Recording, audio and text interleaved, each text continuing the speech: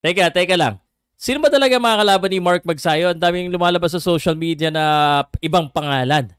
Dito sa video na to pag-usapan natin kung sino talaga mga kalaban niya, ano sa tingin ko sa laban na to, at may belt ba? At matutuwa ka sa sasabihin ko kasi grabe naman.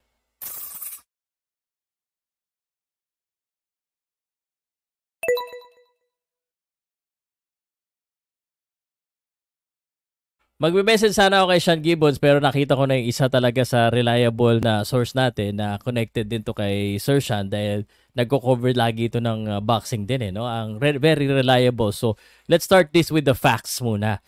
Kung sino ba talaga mga kalaban niya at ano ba talaga. Ito po ay sinulat ni Sir Nick Yongko. Thank you very much.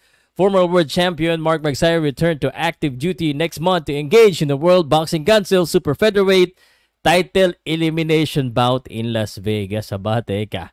Eliminator, ibig sabihin niya, next fight, baka championship na naman. Ibang klase talaga. Yun ang bilib ako talaga kay Sean Gibbons dito, no? Yan, no? Tap to face the Los Angeles-based Magsayo is Mexican Eduardo Ramirez. Pag-usapan natin yan si Eduardo Ramirez. At laban po nila 12-rounders sa June 15, ano? At ano po, I think may undercard sila ng labanan ni Frank Martin So but alamin po natin kung sino ba ito. Kilalanin nga natin Davis Martin fight card. Kilalanin natin kung sino ba ang dalawang boksingero. Si Mark Magsayo kilala na natin. Syempre Mark Magsayo, ang ganda ng huling laban na ito. 25 wins na siya, 17 knockouts, mayroon siyang dalawang talo. Obviously, kung ikaw po ay fan ni Mark Magsayo, medyo hindi siya pinalad kay Ray Vargas at kay Brandon Figueroa. He is on a comeback trail.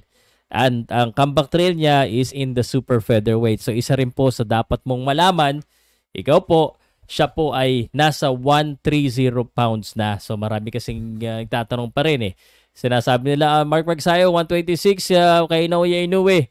Wag muna. Umakit na si Mark Magsayo, 130 na po. Tapos 130 pounds super featherweight po yung division na yan. At yan po ang kanyang paglalabanan na eliminator. Ibig sabihin, kung manalo siya dyan, posible niya makalaban si O'Shaquie Foster. So kilalanin naman natin kung sino ba yung kalaban niya at ano pa palag nito. Ito pong kartada ng kanyang kalaban na ba? Teka. 28 wins, 3 lang ang talo, 13 by knockouts Mexicano. So 28 tapos 25, mas maraming experience sa kanya, no? Although may 3 talo na. At actually, tiningnan ko yung record nito. Yung common denominator nila ay si Isaac Avilar. Tinalo rin ito ni Eduardo Ramirez si Isaac Avilar. Although hindi siya pinalagay Isaac Cruz. Sino ba naman kasing last ng Isaac Cruz Anyway, ang laban po June 15, sa tingin ko sa laban na ito, kayang-kaya ni Mark Magnifico Magsayo.